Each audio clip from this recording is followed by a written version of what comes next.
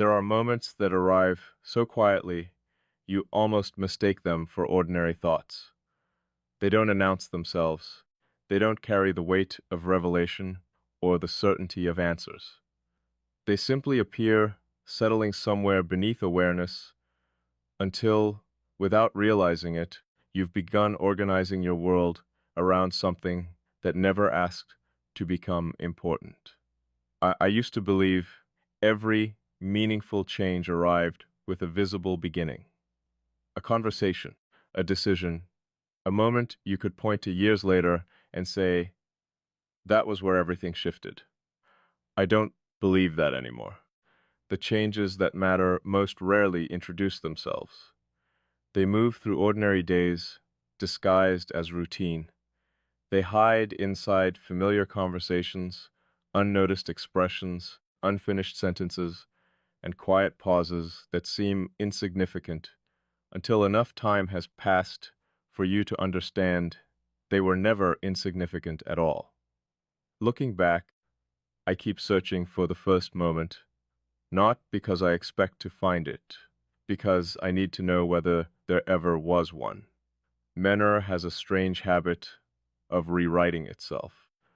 It smooths rough edges, connects events that were never connected, and creates beginnings where none actually existed. We like stories with clear starting points because they make uncertainty easier to tolerate. Reality is rarely that generous. Sometimes something doesn't begin. Sometimes you simply become aware that it has already been there. That's the thought I keep returning to. Not you, not me, awareness itself. It's remarkable how little attention we give to the things shaping us from underneath. We notice decisions because they feel active. We notice emotions because they're loud. We notice endings because absence leaves obvious marks. Awareness is different. It works without permission. It changes the architecture of your thinking before you've even acknowledged that construction has started. I always believed my mind belonged entirely to me, not in an arrogant way, simply as a fact. Every conclusion had a reason. Every instinct could be traced backward through observation, experience, or deliberate reflection. Even uncertainty followed recognizable patterns. I knew how I arrived, where I arrived. Predictability became its own kind of comfort. If I understood the structure, I trusted the outcome. If I trusted the outcome, I remained steady. That system served me well for a very long time, until I noticed something unusual, not a feeling, not attraction, not even curiosity, something quieter than all of those. Perspective. I caught myself looking at familiar situations from angles I had never naturally chosen before. Conversations lingered longer than they used to.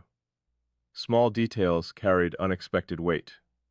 Questions that once felt complete suddenly seemed unfinished, as though another layer existed just beyond the edge of language. At first, I assumed I was changing. People do. Experience reshapes us constantly.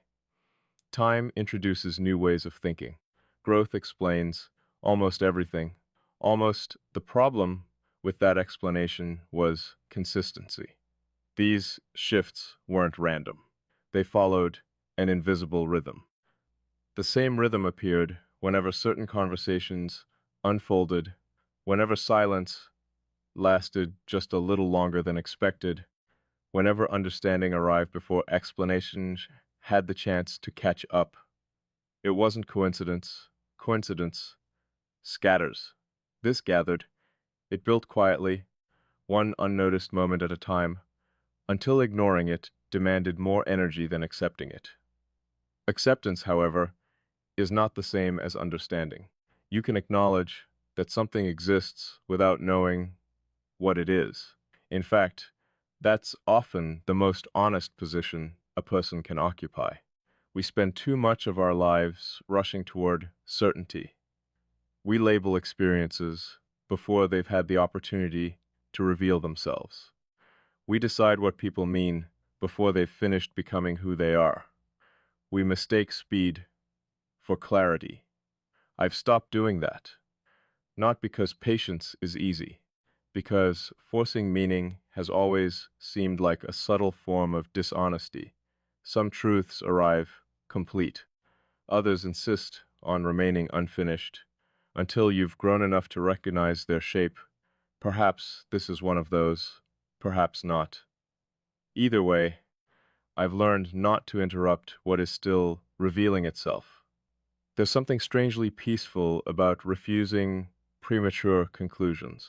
It allows reality to remain larger than your expectations. It leaves room for surprise, for complexity, for the possibility that what you're witnessing isn't something you've experienced before, even if parts of it feel strangely familiar.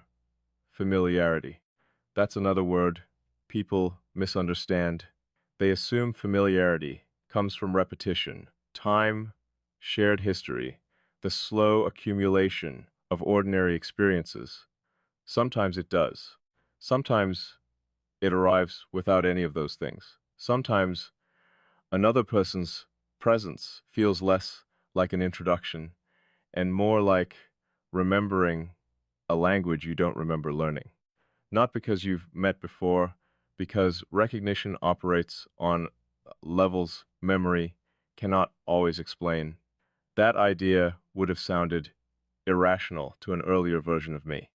I preferred explanations built from evidence, otsuballs, patterns, reliable conclusions. But evidence changes when your ability to observe becomes more refined. You begin noticing structures hidden beneath behavior, tillions beneath language, stillness beneath movement. Eventually you realize people rarely communicate through words alone. Most of what matters is transmitted quietly, in the pace of a response, the confidence of silence, the willingness to leave thoughts unfinished because they trust they'll still be understood. Those are difficult things to imitate. They're even harder to misunderstand, which is why they stay with you, not dramatically, not all at once, gradually enough that one day you wake up and realize your definition of understanding has become more demanding than it used to be. Conversations that once felt meaningful now feel incomplete, not because anyone changed, because your perception did. And once perception evolves, returning to older ways of seeing becomes almost impossible. You don't unlearn depth. You don't unknow clarity. You simply continue living with the responsibility they create. Responsibility. That's the part nobody mentions. Seeing clearly isn't comforting. It's demanding. It asks you to become more honest than convenience would prefer. It removes excuses that only survived because you never examined them closely enough. It refuses easy interpretations. Most importantly, it changes the standard by which you evaluate every connection that follows. Once you've experienced genuine understanding, approximation becomes difficult to mistake for the real thing. That realization isn't exciting, it's lonely, because genuine understanding isn't common, it's precise, and precision has a way of narrowing the world before it expands it again. Maybe that's where I am now, not at an ending, not at a beginning, somewhere in the quiet space where certainty hasn't arrived, but denial has already left. There's an unusual calm here, not because every answer has appeared, because I've stopped demanding that they arrive before their time. Some things reveal themselves only after you've become the kind of person capable of carrying them. Maybe this is one of those things. Or maybe it's simply another reminder that the deepest changes in our lives rarely ask permission before they begin. The strange thing about transformation is that it almost never feels like transformation while it's happening, it feels ordinary. It feels like another day, another conversation, another quiet evening where nothing remarkable seems to have taken place. Only later do you realize those ordinary moments were rearranging something fundamental inside you. I've started paying closer attention to those moments. Not because I'm searching for hidden meaning in everything, because I've learned that the mind whispers long before it speaks. It adjusts before it announces the adjustment. It changes direction while convincing you that you're still standing exactly where you've always been. That's how most internal shifts survive unnoticed. They're too subtle to interrupt your routine, too patient to demand recognition. They simply become part of the background until the background itself no longer resembles what it once was. There's a certain honesty in that process. Nothing is forced. Nothing is performed. Nothing needs to prove that it's real. Reality has never depended on attention to exist. The stars remain above the clouds, whether we can see them or not. The tide continues its rhythm, whether anyone is standing on the shore to witness it. The deepest movements inside us follow much the same principle. Recognition changes nothing about their existence. It only changes our relationship with them. For a long time, I believed awareness was something you acquired, a skill, a discipline, the reward for observing carefully enough. Now, I wonder if awareness is less about discovering something new and more about removing everything that prevented you from seeing what had always been present. That thought has become impossible to ignore. Every certainty I've ever held has eventually been replaced by a quieter, more complete understanding. Not because the earlier certainty was entirely wrong, because it was incomplete. Completion rarely arrives all at once. It arrives in layers, each one asking you to surrender the comfort of the previous one. Perhaps that's why growth often feels like loss before it feels like freedom. You don't simply gain perspective. You lose the versions of yourself that depended on seeing less. There's grief in that, a quiet kind of grief, not for the past itself, for the simplicity the past allowed. Life becomes more complicated once you begin noticing the invisible architecture beneath everyday interactions. You hear hesitation where you once heard confidence. You recognize fear hiding inside certainty. You notice compassion expressed through restraint rather than reassurance. You realize that the loudest emotions are rarely the deepest ones. Depth has no reason to compete for attention. It simply exists, steady, patas, unaffected by whether anyone acknowledges it. I've come to respect that kind of presence more than almost anything else. The kind that doesn't need to convince, the kind that remains consistent regardless of circumstance. Consistency reveals character more accurately than intensity ever could. Anyone can become extraordinary for a moment. Very few people remain genuine over time. Time has a remarkable way of removing performance. Eventually, everyone grows tired of pretending. Masks become heavy. Stories become difficult to maintain. Only what is authentic survives repetition. That's why I no longer rush to understand people. I watch what remains after comfort disappears. I notice who they become when silence replaces conversation, when there is nothing to gain, nothing to impress, nothing to defend. There is a quiet truth that emerges in those spaces, not dramatic enough to become a memory immediately, but significant enough to alter the way future memories are formed. I've started wondering whether understanding another person is even the right goal. Perhaps understanding isn't something we achieve, perhaps it's something we practice. an ongoing willingness to allow another human being to remain more complex than our explanation of them. That requires humility. It requires accepting that no matter how attentive we become, another person's inner world will always contain rooms we've never entered.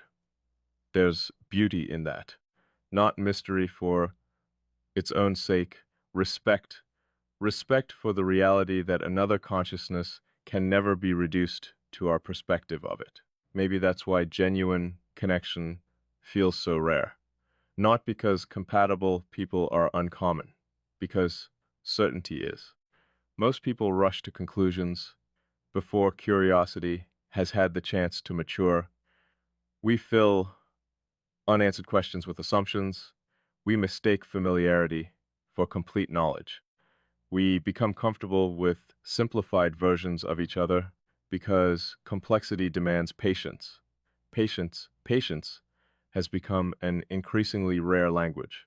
Everything around us encourages speed, immediate answers, instant certainty, quick definitions, but some experiences refuse to exist under those conditions. They insist on unfolding at the pace of trust. And trust, I've learned, isn't built through grand declarations, it's built through consistency, through showing up the same way across ordinary days, through small moments that never become stories because they never needed to. Perhaps that's why ordinary moments have become so important to me. They reveal what extraordinary moments often conceal. Anyone can rise to an occasion. Everyday life reveals who remains when there is no occasion at all.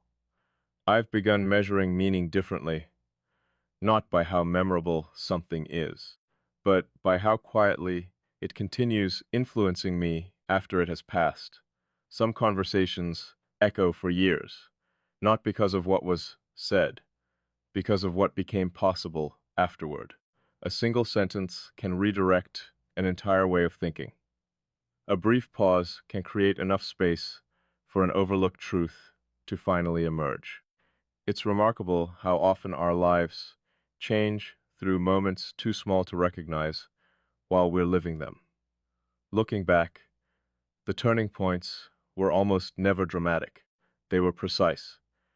A question asked without expectation, a silence left uninterrupted, a perspective offered without demanding agreement. Those moments don't force transformation. They invite it.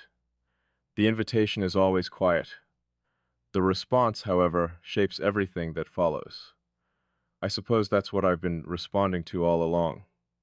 Not certainty, not answers, possibility, the possibility that understanding can continue expanding without losing its stability, the possibility that clarity and humility aren't opposites, that confidence doesn't require absolute conclusions, that it's possible to stand firmly while remaining open to being changed by truth. I find that idea strangely comforting. It removes the pressure to arrive, to finish, to become a final version of myself. Perhaps there isn't one. Perhaps identity is less like a destination and more like a conversation that deepens each time we're willing to listen more carefully than before. If that's true, then every meaningful encounter leaves something behind, not ownership, not dependence, a refinement, a subtle adjustment in the way we notice the world. The people who matter most aren't always the ones who occupy the largest space in our lives. Sometimes they're simply the ones who leave our perception more accurate than they found it. And maybe that's one of the rarest gifts another person can offer, not a new direction, a clearer way of seeing the one you were already walking. I've stopped asking whether every important experience is meant to last forever. Don't know it has never been the only measure of significance. Some moments remain with us because they changed the questions we ask ourselves. Others because they reminded us that certainty isn't the highest form of wisdom. presence is. The willingness to remain fully awake to what is unfolding, without rushing to own it, define it, or escape it. There is a quiet freedom in that, a freedom that doesn't come from controlling every outcome, but from trusting that whatever is genuine will continue revealing itself one honest moment at a time. So I find myself here, not reaching for conclusions, not resisting change, but learning to remain present long enough for truth to reveal its own shape. For the first time in a long while, that feels like enough. There is a quiet difference between discovering something and allowing yourself to admit that it has been present for much longer than you realized. Discovery feels sudden. Recognition rarely does. Recognition is slow enough that you almost resist calling it change. It arrives through repetition, through ordinary days that refuse to remain ordinary, through details that keep returning until they become impossible to dismiss. I've learned that the mind has its own rhythm. It doesn't reveal everything the moment it understands. Sometimes it waits, not because it doubts the truth, because it knows the person carrying that truth isn't ready for the weight of it yet. There was a time when I believed clarity would feel decisive, like a door closing behind me, like certainty replacing every unanswered question. Instead, clarity feels remarkably gentle. It doesn't erase uncertainty. It simply changes your relationship with it. You stop fearing the unknown because you've learned that not everything meaningful can be understood immediately. Some realities ask for patience instead of conclusions. And patience is its own form of intelligence. The world often mistakes speed for depth. It rewards immediate opinions, confident answers, and permanent conclusions. But the deepest parts of life have never followed that rhythm. They unfold slowly enough that only attention can keep pace with them.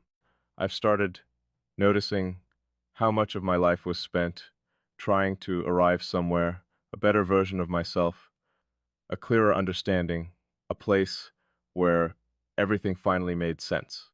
Now I wonder if arrival was never the point.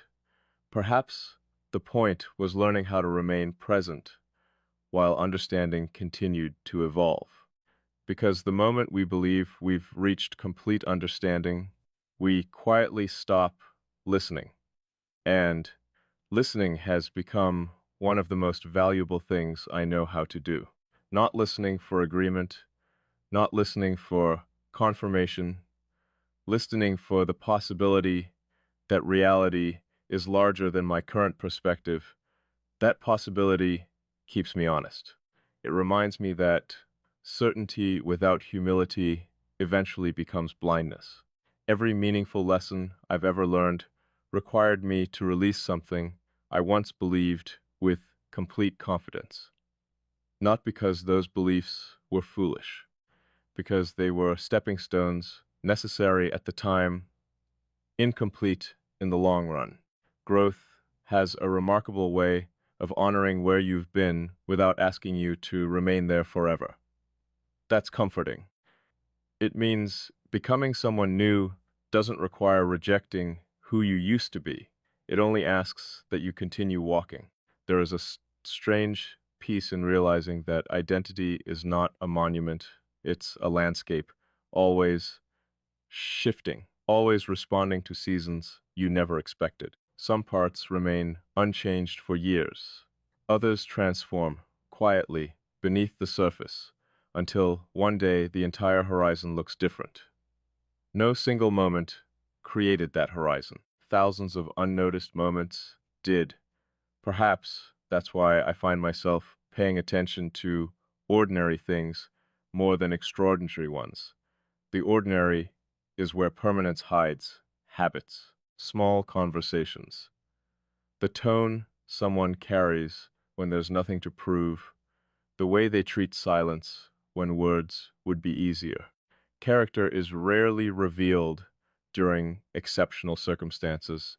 It's revealed during uneventful afternoons, during conversations that lead nowhere important, during moments too small to remember individually, yet powerful enough to shape memories itself. I've begun trusting those moments more than dramatic declarations. Intensity has always been persuasive. Consistency is far more convincing. Anyone can speak beautifully once. Very few people remain authentic over time. Authenticity has a rhythm that cannot be rehearsed. It repeats itself without effort. It remains recognizable even when circumstances change. Perhaps that's why genuine presence feels so calming. It doesn't require interpretation. It doesn't ask for constant reassurance. It simply exists, steady enough that your own mind begins to slow down in response. I've realized needs to be forced into meaning because meaning is already unfolding at its natural pace. There is tremendous freedom in no longer rushing your own understanding, in allowing life to remain unfinished, in accepting that some questions deserve years instead of minutes. The older I become, the less interested I am in perfect answers. I'm far more interested in honest ones. Honesty leaves room for growth. Perfection rarely does. Maybe that's the quiet lesson hidden beneath every meaningful experience. Not that certainty is impossible, but that truth is often spacious enough to include mystery without becoming less true.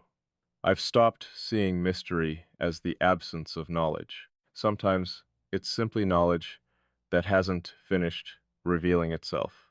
And perhaps that's enough. Perhaps wisdom begins the moment we stop demanding immediate clarity and instead become trustworthy enough to carry unanswered questions with patience. Because not every truth arrives fully formed. Some become visible only after we've learned how to see without insisting on immediate conclusions. Maybe that's what this journey has always been asking of me. Not to become someone who knows everything, but someone who remains open enough to keep learning, honest enough to keep changing, and quiet enough to recognize that the deepest transformations almost always begin before we have words for them.